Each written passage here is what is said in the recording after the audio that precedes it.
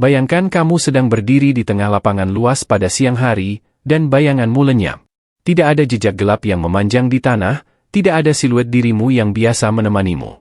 Fenomena ini bukan trik sulap atau sihir. Ini adalah salah satu keajaiban alam yang dikenal sebagai hari tanpa bayangan. Tapi, bagaimana sebenarnya ini terjadi?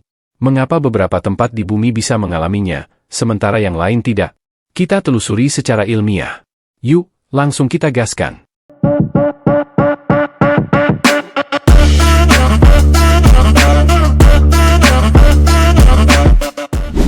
Hari tanpa bayangan adalah fenomena astronomis yang hanya terjadi di wilayah-wilayah tertentu di dunia, yakni di antara garis lintang 23,5 derajat lintang utara dan 23,5 derajat lintang selatan.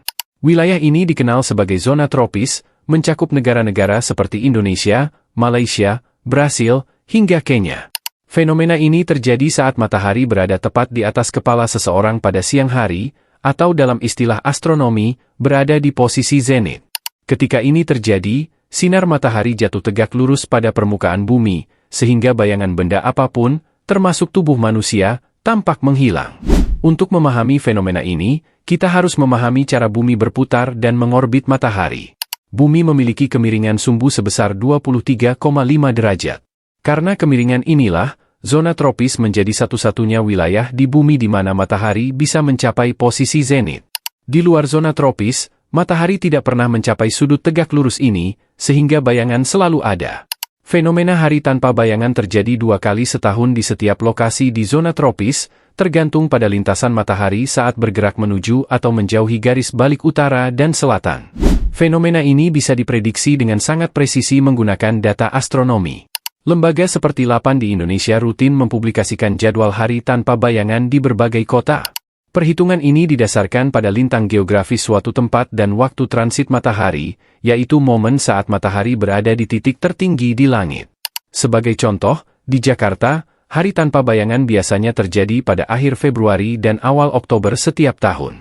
Sementara secara ilmiah fenomena ini luar biasa, dampaknya pada kehidupan sehari-hari juga cukup signifikan. Di beberapa kebudayaan, hari tanpa bayangan dimanfaatkan sebagai momen untuk melakukan kalibrasi alat penentuan arah kiblat. Selain itu, arsitektur di zona tropis sering dirancang dengan mempertimbangkan bayangan untuk ventilasi dan pencahayaan alami. Fenomena ini juga menjadi momen edukasi astronomi yang menarik bagi siswa dan penggemar sains. Dalam sejarah, fenomena ini telah lama diamati oleh berbagai peradaban. Bangsa Maya, misalnya, membangun piramida di Chichen Itza yang menampilkan permainan cahaya dan bayangan yang luar biasa saat matahari berada di titik zenit. Di India, hari tanpa bayangan sering dikaitkan dengan ritual tradisional yang menghormati dewa matahari. Fenomena ini juga menjadi bukti kehebatan peradaban kuno dalam memahami alam semesta. Pada era modern, hari tanpa bayangan digunakan untuk mengajarkan prinsip-prinsip dasar astronomi kepada siswa. Salah satu eksperimen terkenal adalah eksperimen Eratosthenes, di mana panjang bayangan pada waktu tertentu digunakan untuk menghitung keliling bumi. Selain itu, penggunaan teknologi seperti drone memungkinkan kita melihat fenomena ini dari sudut pandang yang lebih luas, memperlihatkan keindahan alam yang sulit dijelaskan dengan kata-kata. Fenomena hari tanpa bayangan mengingatkan kita pada keajaiban sains dalam kehidupan sehari-hari. Meski sederhana, ini adalah bukti betapa bumi dan matahari bekerja harmonis dalam sistem yang luar biasa kompleks.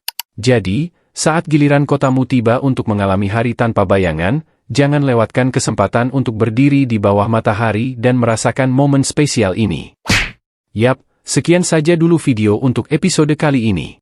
Semoga ada sesuatu hal kecil yang bisa dipetik. Jika kalian suka dengan videonya, silahkan tinggalkan jejak berupa like, komen, dan share videonya ke media sosial kamu. Jangan lupa untuk klik tombol subscribe dan aktifkan lonceng untuk mendukung channel ini agar tetap semangat bikin konten menarik lainnya. Akhir kata, terima kasih.